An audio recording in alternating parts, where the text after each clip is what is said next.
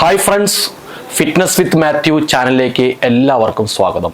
ഇന്ന് ഞാൻ നിങ്ങളോട് സംസാരിക്കാൻ ആഗ്രഹിക്കുന്ന വിഷയം പ്രോഗ്രസീവ് റെസിസ്റ്റൻസ് ട്രെയിനിങ് അഥവാ വെയ്റ്റ് ലിഫ്റ്റിംഗ് ഉപയോഗിച്ച് എങ്ങനെ നമ്മുടെ എല്ലുകളെ ബലപ്പെടുത്താം, ശക്തിപ്പെടുത്താം. അതാണ് ഇന്നത്തെ നമ്മുടെ വിഷയം. ഇതിനു മുൻപുള്ള വീഡിയോയിൽ ഞാൻ പറഞ്ഞിരുന്നു പ്രോഗ്രസീവ് റെസിസ്റ്റൻസ് ട്രെയിനിങ്ങിന് അല്ലെങ്കിൽ വെയ്റ്റ് ലിഫ്റ്റിങ്ങിന് ഒരുപാട് ഗുണങ്ങളുണ്ട്.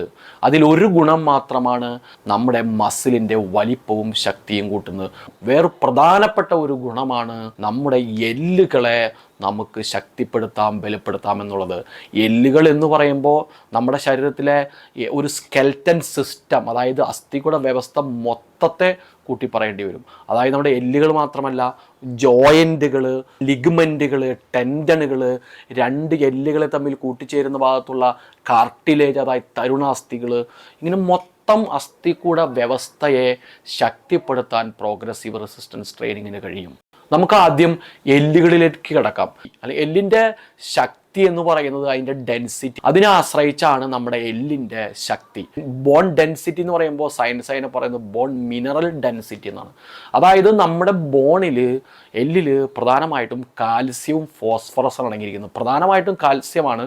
കാൽസ്യം ഫോസ്ഫറസും കൂടി കാൽസ്യം ഫോസ്ഫേറ്റ് രൂപത്തിലാണ് നമ്മുടെ എല്ലിൻ്റെ ഉള്ളിൽ മിനറൽസ് സ്റ്റോർ ചെയ്തിരിക്കുന്നത്. ഈ മിനറൽസിൻ്റെ ഡെൻസിറ്റിയാണ് നമ്മുടെ ബോൺ ഡെൻസിറ്റി എന്ന് പറയുന്നത്. ഈ ബോൺ ഡെൻസിറ്റി എന്ന് പറയുന്നത് നമ്മൾ കുഞ്ഞായിരിക്കുമ്പോൾ, ന്യൂ ബോൺ ബേബി ആയിരിക്കുമ്പോൾ വളരെ കുറവായിരിക്കും. അത് കഴിഞ്ഞ് ഒരു കൗമാരത്തിലെത്തി, യൗവനത്തിലെത്തി, മുതിർന്ന പുരുഷനും സ്ത്രീ ആവുമ്പോൾ അതതിൻ്റെ ഏറ്റവും പീക്ക് അവസ്ഥയിലെത്തും. ഒരു 25 ഏജൊക്കെ ആകുമ്പോഴേക്കും നമ്മുടെ ബോൺ ഡെൻസിറ്റി നമ്മുടെ മാക്സിമത്തിൽ എത്തിയിട്ടുണ്ടാവും. പിന്നെ ഒരു 25 തുടങ്ങി 35 വയസ്സ് വരെ ഏകദേശം ആ മാക്സിമം എന്നുള്ള അവസ്ഥയിൽ അതിനെ മെയിൻറ്റെയിൻ ചെയ്ത് പോകും. പിന്നെ നമുക്ക് ഇപ്പം ചിത്രത്തിൽ അത് വ്യക്തമാണ്. ചിത്രത്തിൽ നിങ്ങൾക്ക് ഈ ചിത്രം നോക്കിയാൽ മനസ്സിലാക്കാൻ സാധിക്കും. സ്ത്രീയുടെയും പുരുഷൻ്റെയും സെപ്പറേറ്റ് ഗ്രാഫ് ഉണ്ട്. സ്ത്രീയുടെ എപ്പോഴും കുറച്ച് കുറവായിരിക്കും. അത് അവരുടെ പുരുഷൻ്റെയും സ്ത്രീയുടെയും തമ്മിലുള്ള ഘടനയുടെ നേച്ചർ വ്യത്യാസം കൊണ്ടാണ്. അത് കഴിഞ്ഞ് ഒരു 35-40 വയസ്സൊക്കെ ആകുമ്പോൾ നമ്മുടെ ബോൺ ഡെൻസിറ്റി പതുക്കെ കുറയാൻ തുടങ്ങും. ഞാൻ ഇതിനു മുൻപ് നമ്മുടെ എപ്പിസോഡ് 1 ഈ ചാനൽ തന്നെ എപ്പിസോഡ് 1 നമ്മുടെ മസിൽ മാസിനെ കുറിച്ച് പറഞ്ഞിരുന്നു. ഏജിന് പ്രകാരം മസിൽ മാസിന് സംഭവിക്കുന്ന വളർച്ചയും ശോഷണവും അതേപോലെ തന്നെയാണ് നമ്മുടെ ബോൺ ഡെൻസിറ്റിയുടെയും അവസ്ഥ. നമ്മുടെ എല്ലുകളുടെ സാന്ദ്രതയും കട്ടിയും ഒരു പ്രായം കഴിയുമ്പോൾ കുറയാൻ തുടങ്ങും. ഇതൊരു നേച്ചുറൽ പ്രോസസ്സാണ്. ഈ ഒരു മധ്യവയസ്സാവുമ്പോൾ നമ്മുടെ മസിൽ മാസ് കുറയുന്നതും എല്ലിൻ്റെ സാന്ദ്രത കുറഞ്ഞ് അത് ദുർബലമാവുന്നതും എല്ലാം ഒരു നേച്ചുറൽ പ്രോസസ്സാണ്. ഒരു വാർദ്ധക്യമൊക്കെ ആകുമ്പോഴേക്കും എണീറ്റ് നടക്കാൻ പറ്റാത്ത വിധം നമ്മുടെ മസിലും എല്ലുകളും ക്ഷയിച്ച് ദുർബലമായി പോയിണ്ടാവും. നമ്മൾ കിടപ്പ് രോഗിയായി മാറും. പ്രായമാവുമ്പോൾ എല്ലുകൾ ഇങ്ങനെ ദുർബലമാവുന്നതിനെ, ശോഷിക്കുന്നതിനെ സയൻസ് വിളിക്കുന്ന ഓസ്റ്റിയോപോനിയ എന്നാണ്. പക്ഷേ ഓസ്റ്റിയോപോനിയ ഒരു നേച്ചുറൽ പ്രോസസ്സാണെങ്കിലും ഇത് കാലക്രമേണ ഓസ്റ്റിയോപോറോസിസ് എന്ന് പറയുന്ന ഗുരുതരമായ ഒരു രോഗമായി മാറും. അതായത് നമ്മുടെ എല്ലുകൾ വളരെ നേർത്ത് അവസാനം നമ്മൾ തട്ടി വീഴുകയൊക്കെ ചെയ്ത് കഴിഞ്ഞാൽ നമ്മളെ എല്ലുകൾ പൊട്ടിപ്പോകുന്ന അവസ്ഥയിലുള്ള ഓസ്റ്റിയോപോറോസിസ് എന്ന് പറയുന്ന ഒരവസ്ഥയിലേക്ക് ഈ ഒരു എല്ല് ശോഷണം മാറും. അപ്പോൾ അതൊരു അസുഖമായി മാറുകയാണ്. ഈ ഓസ്റ്റിയോപോറോസിസ് എന്ന് പറയുന്ന ഈ എല്ല് ശോഷണം പലരും അറിയാറില്ല. കാരണം അറിയാത്തതിൻ്റെ പ്രധാന കാരണം എന്താണ് സംഭവിച്ചാൽ നമുക്കൊരു 20-25 വയസ്സിലാണ് നമ്മുടെ എല്ലിൻ്റെ ഏറ്റവും പീക്ക് ടൈം, ഏറ്റവും സുവർണകാലം. പക്ഷേ 40-45 വയസ്സാകുമ്പോൾ അതിൻ്റെ തളർച്ചയും ശോഷണവും ആരംഭിക്കുന്ന 50 വയസ്സൊക്കെ ആകുമ്പോഴേക്കും അത് നല്ല രീതിയിൽ കുറഞ്ഞിട്ടുണ്ടാവും. ഇത് ഏറ്റവും ഗുരുതരമായി ബാധിക്കുന്നത് സ്ത്രീകളെയാണ്. കാരണം എന്ന് പറഞ്ഞാൽ അവരുടെ ആർത്തവ വിരാമം, അവർക്ക് ആർത്തവം ഉള്ളിടത്തോളം കാലം സമൃദ്ധമായ ഈസ്ട്രജൻ ഹോർമോൺ ശരീരത്തിൽ ഉൽപ്പാദിപ്പിക്കുന്നുണ്ട്. ആർത്തവം നിലച്ച് മെനോപോസിന് ശേഷം അവരുടെ ശരീരത്തിൽ ഈസ്ട്രജൻ ഹോർമോൺ പെട്ടെന്ന് അതിൻ്റെ അളവ് കുറയുന്നു. അതുകൊണ്ട് തന്നെ സ്ത്രീകളിൽ എല്ല് ശോഷണം വളരെ പ്രകടമായിരിക്കും. പക്ഷേ അവർക്കും സ്ത്രീകളായാലും പുരുഷന്മാരായാലും ഒരു 45-50 വയസ്സിലൊന്നും ഇത് നമുക്ക് അവരുടെ ലുക്കിൽ നിന്ന് മനസ്സിലാവില്ല. കാരണം എന്താ വെച്ചാൽ നല്ല ബൾക്കി ശരീരമായിരിക്കും. 25 വയസ്സിലുള്ളതിനേക്കാൾ ഏകദേശം ഇരട്ടി ശരീരം 40കളിലും 50കളിലൊക്കെ ഉണ്ടാവും. അപ്പോൾ നമ്മൾക്കത് പ്രകടമല്ല. കാരണം നമ്മൾ വിചാരിക്കുന്നത് നമ്മൾ ഓക്കെ ആണെന്നുള്ളത്. പക്ഷേ നമ്മുടെ 25 വയസ്സിലുണ്ടായിരുന്ന മസിൽ മാസ് നമുക്ക് 50 വയസ്സിൽ 10-20% കുറഞ്ഞിട്ടുണ്ടാവും. ബോൺ ഡെൻസിറ്റി ഏകദേശം 10-20% കുറഞ്ഞിട്ടുണ്ടാവും.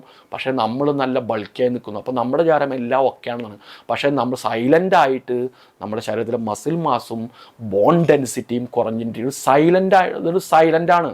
അപ്പോൾ എപ്പോഴെങ്കിലും വീണ് ഒരു ഇടുപ്പെല്ല് പൊട്ടുക, അല്ലെങ്കിൽ നട്ടലിനൊരു ഫ്രാക്ചർ ഉണ്ടാവുക, അങ്ങനെ ഡിസ്ക് ബൾജിങ് വരിക, ഇങ്ങനെയൊക്കെ വരുമ്പോഴാണ് നമ്മുടെ എല്ലിന് ഇങ്ങനെ ശോഷണം സംഭവിച്ചു എന്നുള്ള കാര്യം അറിയാം. പ്രോഗ്രസീവ് റെസിസ്റ്റൻസ് ട്രെയിനിങ് ഉപയോഗിച്ച് നമുക്ക് എല്ല് ശോഷണത്തെ എങ്ങനെ തടയാം, അതാണ് ഞാൻ എക്സ്പ്ലെയിൻ ചെയ്യാൻ ആഗ്രഹിക്കുന്നത്. എങ്ങനെയാണ് എല്ല് ശോഷിക്കുന്നതെന്ന് നമുക്ക് നോക്കാം. ഞാൻ ആദ്യം പറഞ്ഞിരുന്നു, നമ്മുടെ എല്ലുകളുടെ സാന്ദ്രത എന്ന് പറഞ്ഞാൽ നമ്മുടെ എല്ലുകളിൽ അടങ്ങിയിരിക്കുന്ന മിനറൽസിൻ്റെ ഡെപ്പോസിറ്റിൻ്റെ അളവിനെയാണ് ഈ സാന്ദ്രത എന്നുകൊണ്ട് ഉദ്ദേശിക്കുന്നത്. നമ്മുടെ എല്ലിൻ്റെ സാന്ദ്രത കുറയുന്നത് ഈ മിനറൽസിൻ്റെ ഡെപ്പോസിറ്റ് കുറയുമ്പോഴാണ്. കാൽസ്യവും ഫോസ്ഫറസിൻ്റെയും ഡെപ്പോസിറ്റ് കുറയുമ്പോഴാണ് ഇതിൻ്റെ ഡെൻസിറ്റി കുറയുന്നത്. അതിനോടൊപ്പം തന്നെ പ്രധാനമായിട്ട് സംഭവിക്കുന്ന ഒരു കാര്യം എന്ന് വെച്ചാൽ, നമ്മുടെ ശരീരത്തിൽ ഒരു സിസ്റ്റം ഉണ്ട്. നമുക്കറിയാം, നമ്മുടെ ശരീരത്തിൽ എല്ലാ ദിവസവും ഒരു ഫിക്സഡ് നമ്പർ ഓഫ് സെൽസ്, കോശങ്ങൾ ഡെഡായി പോകുന്നുണ്ട്. അതിന് പകരമായി അത്രയും തന്നെ പുതിയ സെല്ലുകൾ ജനിക്കുന്നുണ്ട്. അതൊരു ബാലൻസാണ്. നമ്മുടെ ശരീരത്തിൽ 1000 സെല്ലുകൾ ഇന്ന് ചത്തുപോകുന്നുണ്ടെങ്കിൽ അപ്പോൾ തന്നെ 1000 സെല്ലിന് ശരീരം സൃഷ്ടിക്കും. അത് നമുക്ക് എല്ലാവർക്കും അറിയാവുന്ന കാര്യമാണ്. പക്ഷെ ബോണിൻ്റെ കാര്യത്തിൽ പ്രായമാകുമ്പോൾ എന്താ സംഭവിക്കുന്നത് വെച്ചാൽ, ബോണിൻ്റെ നശിച്ചു പോകുന്ന അത്രയും തന്നെ കൃത്യമായി പുതിയ സെല്ലുകൾ ക്രിയേറ്റ് ചെയ്യപ്പെടുന്നില്ല. അതായത് പണ്ടായിരുന്നെങ്കിൽ 1:1 എത്ര സെല്ലുകളാണ് നശിച്ചു പോയിരുന്നത് അത്രയും തന്നെ സെല്ലുകൾ നിർമ്മിക്കപ്പെടുന്നു. 1:1 റേഷ്യോ ആയിരുന്നെങ്കിൽ പിന്നെ നശിച്ചു പോകുന്നത് 2ഉം സൃഷ്ടിക്കപ്പെടുന്ന 1ഉം 2:1 ഒക്കെ ആവും. ഏകദേശം ഒരു 0.5% വെച്ച് നമ്മുടെ ബോൺ ഡെൻസിറ്റി എവറി ഇയറിൽ കുറയുന്നതാണ് പറയണത്. അങ്ങനെയാണ് നമ്മുടെ ബോൺ ഡെൻസിറ്റി കുറയുന്നത്. അതായത് ഒന്നതിൻ്റെ മിനറൽസ് ഡെപ്പോസിറ്റ് കുറയുന്നു, 2 ക്രിയേറ്റ് ചെയ്യപ്പെടുന്ന ബോൺ സെല്ലുകളുടെ എണ്ണം കുറവാണ്. നശിച്ചു പോകുന്ന അത്രം പുതിയതായി ബോൺ സെല്ലുകൾ നിർമ്മിക്കപ്പെടുന്നില്ല. ഈ ബോൺ ഡെൻസിറ്റി എന്താ കുറയുമ്പോൾ സംഭവിക്കുന്നത് വെച്ചാൽ, ഇതിൻ്റെ നമുക്കറിയാം എല്ല് എന്ന് പറഞ്ഞാൽ കുറച്ച് ദ്വാരങ്ങളൊക്കെ ഉള്ള ഒരു രീതിയിലാണ് നിർമ്മിക്കപ്പെട്ടിരിക്കുന്നത്. ഈ ബോൺ ഡെൻസിറ്റി കുറയുമ്പോൾ സംബന്ധിച്ചാൽ എല്ലിൻ്റെ ഉള്ളിലെ ദ്വാരങ്ങൾ വലുതാകും, അതിൻ്റെ പുറന്തോടിൻ്റെ കട്ടി കുറയും. ഇങ്ങനെ കാലക്രമേണ അത് വീക്കായി വരെയാണ്. അപ്പം എക്സർസൈസ് ചെയ്യുമ്പോൾ എന്താണ് സംഭവിക്കുന്നത്? ഫസ്റ്റ് നമ്മൊരു മസിലിന് ടെൻഷൻ കൊടുക്കുമ്പോൾ ആ മസിൽ ബന്ധിപ്പിക്കപ്പെട്ടിരിക്കുന്ന എല്ലുകളുമായിട്ടാണ്. മസിലിന് കിട്ടുന്ന ടെൻഷൻ എല്ലിനും കിട്ടുന്നുണ്ട്. മസിൽ മൂവ് ചെയ്യുന്നത് എല്ലുകളെയും കൂടി സഹായത്താലാണ്. എല്ലുകളെ കൊണ്ട് ചലിപ്പിച്ചാണ് മസിൽ ഒരു വസ്തു എടുത്ത് പൊക്കുന്ന ആ എല്ലിനെ ചലിപ്പിച്ചിട്ടാണ്. അപ്പം മസിലിന് കിട്ടുന്ന ടെൻഷൻ എല്ലിനും കിട്ടുന്നുണ്ട്. ഈ ടെൻഷൻ എല്ലിന് കിട്ടുമ്പോൾ ഈ എല്ല് ബോൺ ഫോമിങ് സെല്ലുകളെ ശരീരം സ്റ്റിമുലേറ്റ് ചെയ്യും. അതായത് ശരീരത്തിന് ഒരു ടെൻഷൻ കിട്ടി. ശരീരത്തിന് അറിയാം, ഒരു 10 കിലോ വെയിറ്റ് ഞാൻ എക്സർസൈസ് ചെയ്തു, ഈ 10 കിലോ താങ്ങാനുള്ള കരുത്ത് നമ്മുടെ എല്ലിനില്ല. ഞാൻ ഇതിനു മുൻപുള്ള വീഡിയോയിൽ എപ്പിസോഡ് 2 പറഞ്ഞിരുന്നു, നമ്മളൊരു മസിലിന് ടെൻഷൻ കൊടുത്താൽ ഹൈപ്പർട്രോഫി സംഭവിക്കും, അവിടെ മസിൽ ബിൽഡ് ചെയ്യും, മസിലിൻ്റെ സൈസ് കൂടുമെന്നുള്ളത്. അങ്ങനെ ഹൈപ്പർട്രോഫി നമ്മുടെ എല്ലിൽ സംഭവിക്കുന്നില്ല. അപ്പോൾ നമ്മുടെ ശരീരത്തിന് അറിയാം, ഈ സ്ട്രെസ്, ഈ ടെൻഷൻ ഓവർകം ചെയ്യണമെങ്കിൽ നമ്മുടെ എല്ലിൻ്റെ ശക്തി കൂട്ടണം. അപ്പോൾ ശരീരം അതിനുള്ള മാർഗം നോക്കും. ശരീരം എന്താണെന്ന് വെച്ചാൽ നമ്മുടെ ബോൺ ഫോമിങ് സെല്ലുകളെ സ്റ്റിമുലേറ്റ് ചെയ്യും, ഉത്തേജിപ്പിക്കും. അപ്പോൾ കൂടുതലായി ബോൺ സെല്ലുകൾ ക്രിയേറ്റ് ചെയ്യപ്പെടും. ഞാൻ ഇതിനു മുന്നേ പറഞ്ഞിരുന്നു, നമ്മുടെ ബോൺ ഡെൻസിറ്റി കുറയാനുള്ള പ്രധാന കാരണം നശിച്ചു പോകുന്ന അത്രയും ബോൺ സെല്ലുകൾ പുതുതായി ക്രിയേറ്റ് ചെയ്യപ്പെടുന്നില്ല. കൂടുതൽ ബോൺ സെല്ലുകൾ നശിച്ചു പോകുന്നു, അത്രയും തന്നെ ബോൺ സെല്ലുകൾ ക്രിയേറ്റ് ചെയ്യപ്പെടുന്നില്ല. അപ്പോൾ ഇവിടെ ശരീരം എന്ത് ചെയ്യുന്നു? ബോൺ ഫോമിങ് സെല്ലുകളെ സ്റ്റിമുലേറ്റ് ചെയ്യുന്നു, കൂടുതലായി ബോൺ സെല്ലുകൾ ക്രിയേറ്റ് ചെയ്യപ്പെടുന്നു. അങ്ങനെ ബോണിൻ്റെ ഡെൻസിറ്റി കൂടുന്നു. അതേപോലെ തന്നെ ശരീരം വേറൊരു കാര്യം കൂടി ചെയ്യും, ഇതിന് മിനറൽ ഡെപ്പോസിറ്റ് കൂട്ടും, പ്രധാന കാൽസ്യത്തിൻ്റെ ഡെപ്പോസിറ്റ് കൂട്ടും. അങ്ങനെയും നമ്മുടെ ബോണിൻ്റെ ഡെൻസിറ്റി കൂടും. അപ്പോൾ ശരീരം ഈ ബോൺ ഡെൻസിറ്റി കൂട്ടാൻ 2 കാര്യം ചെയ്യണേ. ഒന്ന്, ബോൺ ഫോമിങ് സെല്ലുകൾ സ്റ്റിമുലേറ്റ് ചെയ്ത് കൂടുതൽ ബോൺ ക്രിയേറ്റ് ചെയ്യുന്നു. രണ്ടാമത്, കാൽസ്യം ഡെപ്പോസിറ്റ് കൂട്ടുന്നു. അങ്ങനെ നമ്മുടെ ബോണിൻ്റെ ഡെൻസിറ്റിയും ശക്തിയും വർദ്ധിക്കുന്നു. ഇനി കുറച്ച് നാൾ കഴിയുമ്പോൾ നമ്മൾ പ്രോഗ്രസീവ് റെസിസ്റ്റൻസ് ട്രെയിനിങ്ങിൽ നമുക്കറിയാമല്ലോ, വീണ്ടും നമ്മൾ ഓവർലോഡ് ചെയ്തുകൊണ്ടിരിക്കും. ഇന്ന് 10 കിലോ ആണെങ്കിൽ നാളെ 15 കിലോ 20 കിലോ. അപ്പോൾ വീണ്ടും ഓവർലോഡ് ചെയ്യുമ്പോൾ വീണ്ടും എല്ലിന് സ്ട്രെസ്സ് കിട്ടും, ടെൻഷൻ കിട്ടും. അപ്പോഴും എല്ല് ഈ പ്രോസസ്സ് തന്നെ ചെയ്യും. പുതുതായി വന്ന ടെൻഷനെ, സ്ട്രെസ്സിനെ ഓവർകം ചെയ്യാൻ വീണ്ടും ശ്രമിക്കും, അതിനോട് അഡാപ്റ്റ് ചെയ്യാൻ ശ്രമിക്കും. അപ്പോൾ ശരീരം വീണ്ടും ബോൺ ഫോമിങ് സെല്ലുകളെ ഈ സ്റ്റിമുലേറ്റ് ചെയ്യും, ഉത്തേജിപ്പിക്കും, ബോണിൻ്റെ ഡെൻസിറ്റി കൂട്ടും, കാൽസ്യം ഡെപ്പോസിറ്റ് കൂട്ടും. കുറച്ചാളുകൾ നമ്മൾ എന്ത് ചെയ്യും? ഈ വെയിറ്റിനോട് നമ്മുടെ ശരീരം അഡാപ്റ്റ് ചെയ്യും, വീണ്ടും വെയിറ്റ് കൂട്ടുന്നു, വീണ്ടും ബോണിൻ്റെ ശക്തി ഇങ്ങനെ കൂട്ടിക്കൊണ്ടുവരുന്നു. അപ്പോൾ ഇങ്ങനെ പ്രോഗ്രസീവ് റെസിസ്റ്റൻസ് ട്രെയിനിങ് വഴി പ്രോഗ്രസീവായിട്ട് വെയിറ്റ് ഓവർലോഡ് ചെയ്ത് നമ്മളുടെ പ്രായമാകുമ്പോൾ ഉണ്ടാകുന്ന എല്ല് ശോഷണത്തിൻ്റെയും എല്ലിൻ്റെ ബലക്കുറവിനെയും നമുക്ക് തടയാം. നമ്മുടെ എല്ലുകളെ ശക്തിപ്പെടുത്താം, അതിൻ്റെ കട്ടി കൂട്ടാം. നമ്മളൊരു കാര്യം മനസ്സിലാക്കിയിരിക്കണം, നമ്മുടെ ഈ ശരീരം ഇങ്ങനെ താങ്ങി നിർത്തുന്നത് നമ്മുടെ ഈ സ്കെലറ്റൻ അസ്ഥികൂട സിസ്റ്റവും വ്യവസ്ഥയും നമ്മുടെ സ്കെലറ്റൻ മസിലും കൂടിയാണ് നമ്മുടെ ശരീരത്തെ താങ്ങി നിർത്തുന്നത്.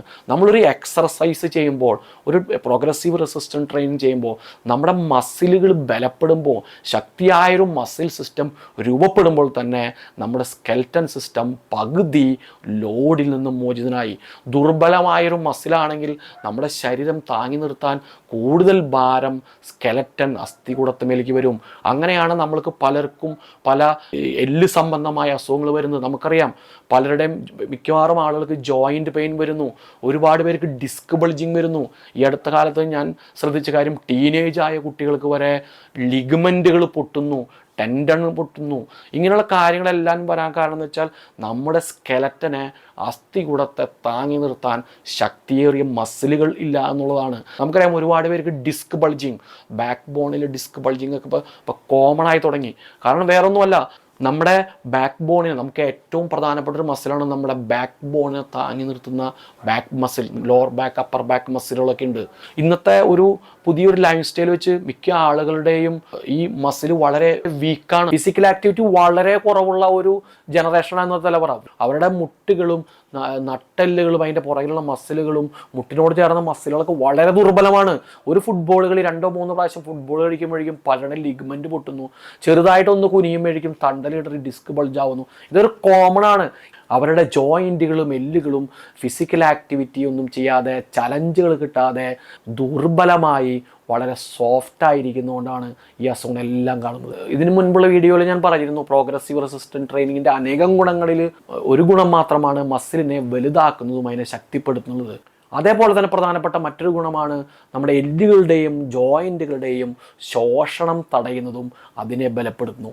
ഇനി വരുന്ന വീഡിയോകളിൽ ഞാൻ പ്രോഗ്രസീവ് റെസിസ്റ്റൻസ് ട്രെയിനിങ്ങിൻ്റെ മറ്റുള്ള ഗുണങ്ങൾ, അതായത് ലൈഫ് സ്റ്റൈൽ അസുഖങ്ങളായ ഹൈപ്പർ ടെൻഷൻ, ഡയബറ്റീസ്, കൊളസ്ട്രോൾ, അങ്ങനെയുള്ള അസുഖങ്ങളെ എങ്ങനെ ഈ പ്രോഗ്രസീവ് റെസിസ്റ്റൻസ് ട്രെയിനിങ് വഴി ഫലപ്രദമായി തടയാം, അല്ലെങ്കിൽ വരുന്നതിനെ അകറ്റി നിർത്താം എന്നുള്ളതിനെക്കുറിച്ച് അടുത്ത വീഡിയോയിൽ ഞാൻ പറയുന്നതായിരിക്കും. ഈ പറയുന്ന മസിൽ ശോഷണമാവട്ടെ, എല്ല് ശോഷണമാവട്ടെ, ലൈഫ് സ്റ്റൈൽ അസുഖങ്ങളാകട്ടെ, ഇതെല്ലാം ഒരു തരത്തിൽ പറഞ്ഞാൽ നമ്മുടെ ഒരു നേച്ചറൽ പ്രോസസ്സാണ്. നമ്മൾക്ക് ബാല്യവും കൗമാരവും യൗവനവും ഉണ്ടായിട്ടുണ്ടെങ്കിൽ നമുക്ക് വാർദ്ധക്യവും ഉണ്ടായേ പറ്റൂ. നമ്മൾ ഭൂമിയിൽ നിന്ന് വിട പറഞ്ഞേ പറ്റൂ. പക്ഷേ നമ്മളാരും വാർദ്ധക്യം ആഗ്രഹിക്കുന്നില്ല, നമ്മളെന്നും യൗവനമാണ് ആഗ്രഹിക്കുന്നത്. നമ്മൾ ചരിത്രത്തിലോട്ട് പുറകിലോട്ട് തിരിഞ്ഞു നോക്കിയാൽ നമുക്ക് കാണാം, ഒരുപാട് ആളുകൾ, ഒരുപാട് വലിയ പ്രത്യേകിച്ച് രാജാക്കന്മാരൊക്കെ ഒരുപാട് ആകുലപ്പെട്ടത് നിത്യ യൗവനം ലഭിക്കാനും അമരത്വം അല്ലെങ്കിൽ ഇമ്മോർട്ടാലിറ്റി ലഭിക്കുവാനാണ്. നിത്യ യൗവനവും ഇമ്മോർട്ടാലിറ്റിയും ഒന്നും പ്രദാനം ചെയ്യാൻ പറ്റില്ലെങ്കിലും പ്രോഗ്രസീവ് റെസിസ്റ്റൻസും അതിനോടൊപ്പം നല്ല അച്ചടക്കവും ചിട്ടയമായൊരു ജീവിതശൈലി ഉണ്ടെങ്കിൽ നമ്മുടെ ജീവിതത്തിൻ്റെ യൗവനത്തിൻ്റെ കാലാവധി കൂട്ടാനും വാർദ്ധക്യത്തിൻ്റെ കാലാവധി കുറയ്ക്കാനും സാധിക്കും. ലൈഫ് സ്റ്റൈൽ അസുഖങ്ങളെ പൂർണ്ണമായിട്ട് നമുക്ക് തടയാൻ പറ്റിയെങ്കിലും ഒരു വലിയൊരു പരിധി വരെ അത് വരുന്നത് നവീപിക്കാൻ പറ്റും. അപ്പോൾ ഇതുവരെ ഞാൻ പറഞ്ഞ കാര്യങ്ങൾ നിങ്ങൾക്ക് ഇഷ്ടപ്പെട്ടിട്ടുണ്ടെങ്കിൽ, ഇൻഫർമേറ്റീവായിട്ട് തോന്നിയിട്ടുണ്ടെങ്കിൽ ദയവേത് എൻ്റെ ചാനൽ സബ്സ്ക്രൈബ് ചെയ്യുക. അപ്പോൾ അടുത്ത വീഡിയോയിൽ കാണാം. ബൈ.